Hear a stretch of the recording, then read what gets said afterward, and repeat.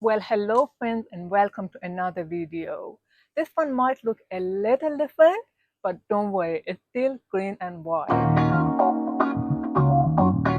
I've just returned from a 1-month holiday and the number of green and white places that I visited was insane.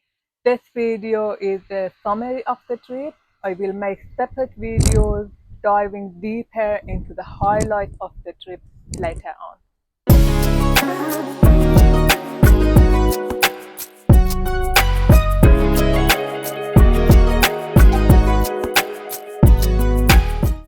I traveled all the way from New Zealand to Iran to visit my family.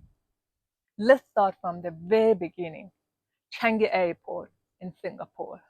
Garden lovers, this is your paradise. I had a 6-hour evening layover on my way to Iran and stayed inside the transit area. Even then, 6 hours wasn't enough to explore everything I wanted. My favorite part was Dreamscape in Terminal 2.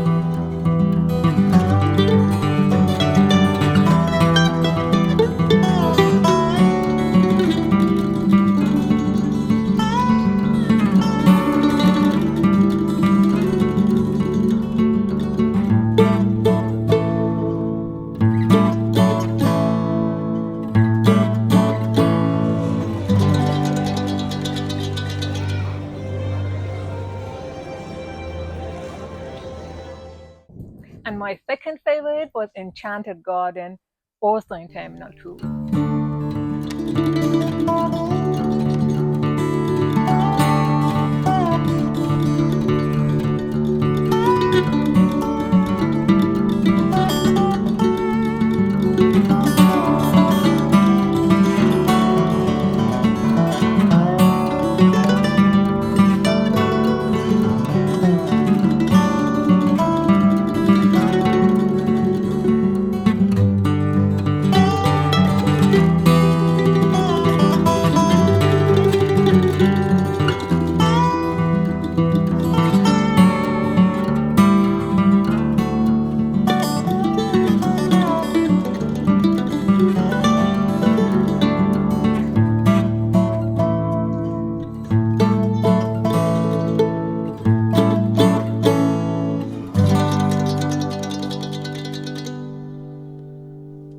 As I had another 11-hour stop in Singapore on my way back, I decided to go and spend the rest of my time relaxing at the swimming pool in Terminal 1, complete with a jacuzzi, cabanas, a bar, and an airplane view.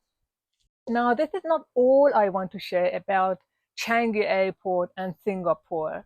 I had a very long stop on my way back to New Zealand, and I will make a separate video about this later on.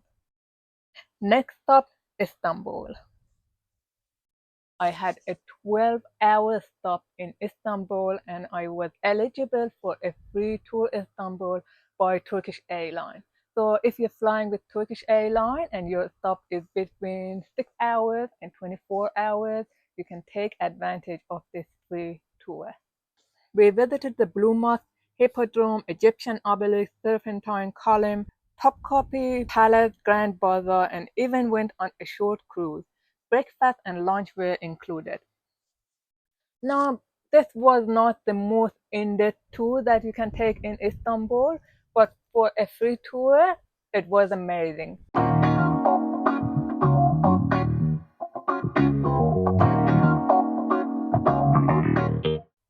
After nearly 48 hours, I finally made it to my hometown, Mashhad. Mashhad in northeastern Iran is best known for the holy shrine of Imam Reza with golden domes and beautiful night lighting. But honestly, I didn't visit the landmarks because I grew up in Mashhad and I've seen them enough. I spent most of my time with my mom and sister who live in an apartment. Like most people in Mashhad, I say around 95%, they live in apartments, so there is no backyard garden. But many complexes have shade green spaces for residents. And here's my mom's place.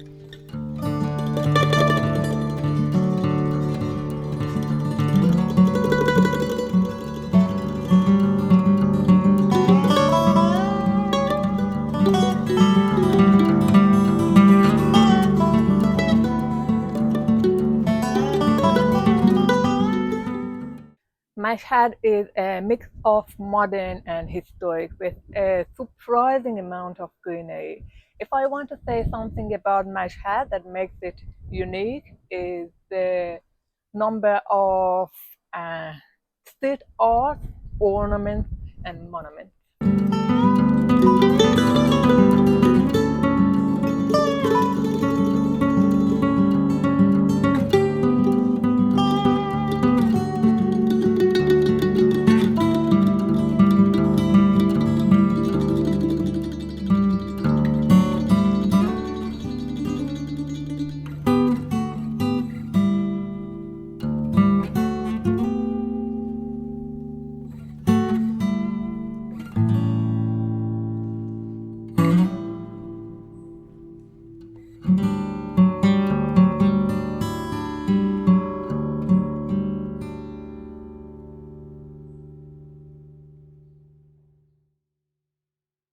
Since I love gardens, I visited the nearby Mashhad Flower Garden. Hidden in the northwest of Mashhad, just off Muallim Street, this 3-hectare garden bursts with seasonal flowers, tulips, roses, violets, marigold, all arranged like a living painting. But it's not just about flowers. The garden features sculptures, mosaics, and artistic surprises that give the space a sense of joy and creativity. There's an open-air amphitheater, themed areas, shady spots to rest, and even a children's playground.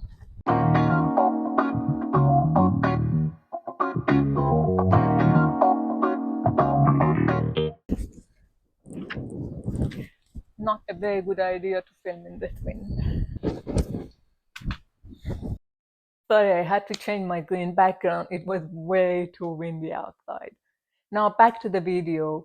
Next thing, we did a 5-day trip to north of Iran with my mom and my sister. We visited Mosul, Masal, and Fuman. We started with a train from Mashhad to Qazvin, then continued by taxi to Rasht. Let me introduce you our super chill tour leader, Mahmoud.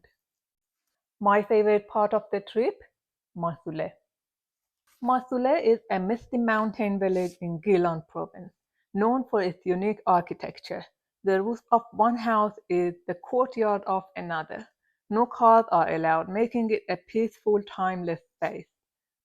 The village dates back to 1006 AD, and the people are mostly Talish, speaking their traditional language. The air is cool and moist year round, making everything lush and green.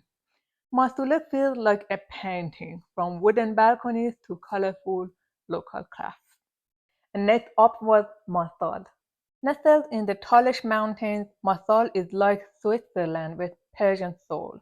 Alpine cottages, rolling mist, cows grazing, and endless green. It's become an ecotourism hotspot, especially for its summer pastures known as Yeylak, like Ozanbelanga and Suechale. Locals are deeply rooted in rural traditions, and many now host visitors in eco lodges. The soul of the place is still very much alive. And now the grand finale of this trip, Rudkhan Castle. Hidden high in Caspian Hyrcanian forest, a 25 million year old UNESCO site, this fortress is surrounded by ancient trees and mist. You will hike about 1,000 stone steps through lush shaded forest with birdsong and mossy rocks all around. And then there it is, Wood Khan Castle, rising through the trees. It was built in Sassanid times and built in the Seljuk era, with 24 towers, 2 gates, and 2.5 hectares of fortress walls. It feels like stepping into a fantasy world. The walls curve along the mountains like a dragon's back. It's powerful, peaceful, and breathtaking. We saw many other places during our trip, like this surprising one.